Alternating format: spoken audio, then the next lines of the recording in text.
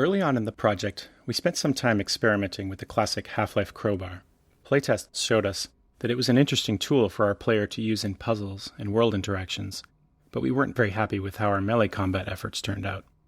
We felt it was really important that the crowbar was solid to the world and enemies, and that resulted in some tricky physics challenges. Players could easily push the crowbar into an enemy in front of them because nothing in the real world would stop it. Indeed, without that real-world physical feedback, we found playtesters exhibited a wide variety of swing behaviors. Some would waggle the controller rapidly, others would put their whole body into it. At the same time, playtest response to our pistol prototype was very positive, especially around the more complex reloading mechanics. Faced with a potentially significant R&D problem in melee combat, we chose to refocus our efforts on ranged combat. It also didn't help that players all associated the crowbar with Gordon Freeman, not Alyx Vance.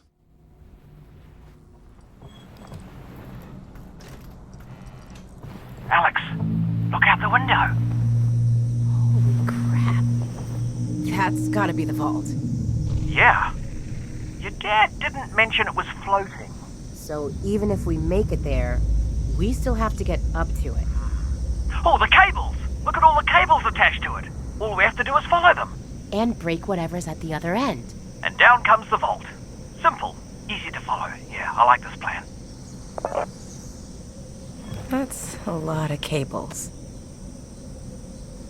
This entire section of the map, from the start of the keycard puzzle up to this room, was added specifically to show the player the vault on its own. Without this little detour, players would otherwise have their first view of the vault at the entrance to the Northern Star Hotel, which was also when they would see their first Combine substation. So much new information all at once led many players to confuse the vault with the substation, or just miss it entirely, so we created this area of the train station to highlight the vault on its own. Even though players are required to enter this room to get the second keycard, they still wouldn't necessarily notice the vault outside, so we added some dialogue with Russell about looking out the window to see it. This may be a bit heavy-handed, but it was necessary to solve the problem of players not recognizing the vault when they saw it later in the game.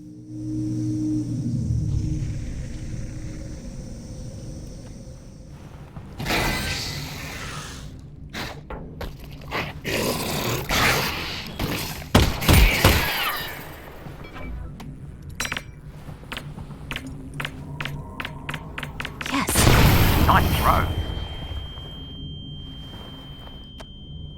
Although it may seem obvious that throwing would be a trivial interaction to support in VR, a lot of nuanced work is required to get it to feel right. And if we were going to build puzzles like this one, where the player must throw an armed grenade through a high duct, throwing needed to work well. A typical VR game running at 90 frames per second will read the sensor data from the track controllers once per frame. This means the data is read every 11 milliseconds. That may seem like a short time step, but when throwing, a user can easily move their hand 15 centimeters or more in that amount of time. Additionally, the player may release the object by opening their hand or releasing the trigger at any point during their throwing motion. This makes reconstructing the act of throwing a virtual object an interesting signal processing problem. It's up to any given piece of VR software to derive the player's intent from the discretely sampled controller data, and we've learned a lot over the years about what works and what doesn't. In the lab, which we shipped in 2016, we sampled the controller's positional data every 11 milliseconds and used the sampled positions to compute the controller velocity at each time step.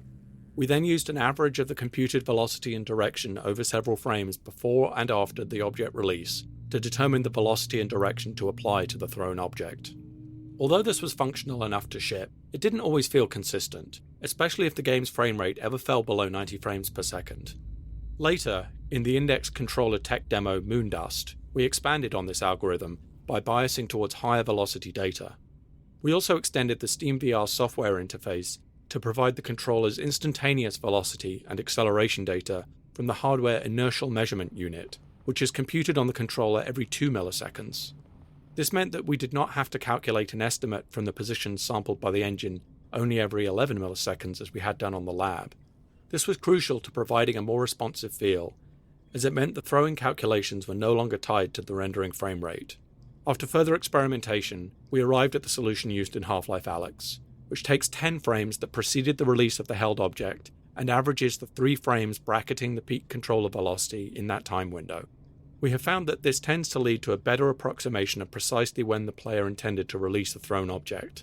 This approach resulted in consistent, comfortable throwing, enabling us to rely on players being able to accurately throw grenades or any other objects with confidence.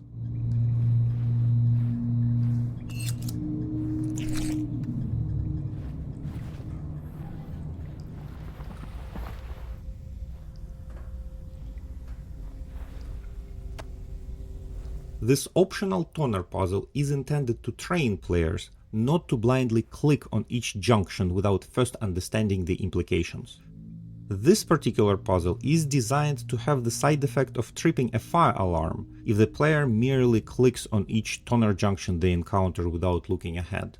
An observant player can easily solve the puzzle without tripping the alarm, but a careless player will trip the alarm, causing a Combine soldier to come storming around the corner to investigate the noise.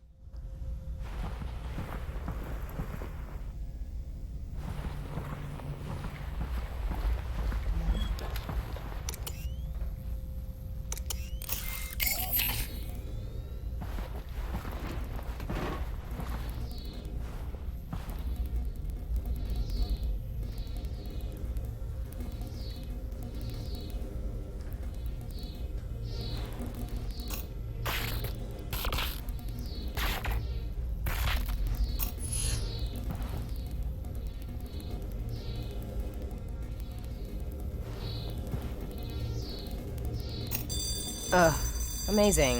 Incoming, Alyx!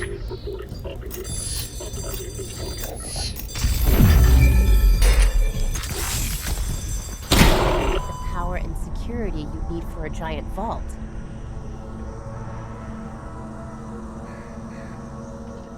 Typical players spend up to 2 hours progressing through the interior spaces of the Northern Star Hotel, and we found in playtests that they often had trouble remembering their next goal of disrupting the Combine substation above.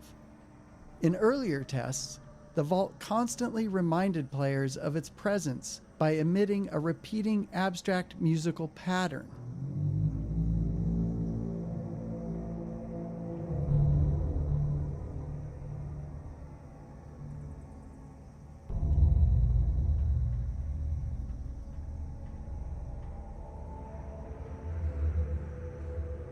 This pattern works so well at drawing and keeping the player's attention that we expanded and fictionalized it as a semi-musical sound design pattern, which we changed to emit from the Combine substation, representing it collecting and transmitting Vortigaunt energy to the vault.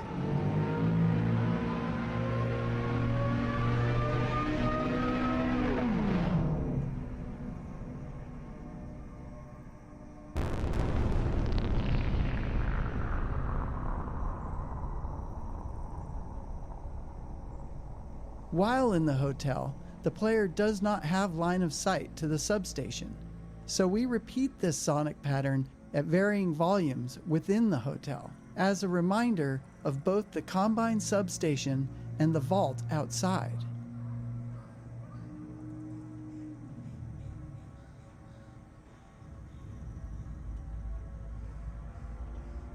In fact, if you look closely at the Zen foliage when you are in the hotel, you will notice that it reacts visibly to the overspill of Vortigaunt energy as it flows from the substation.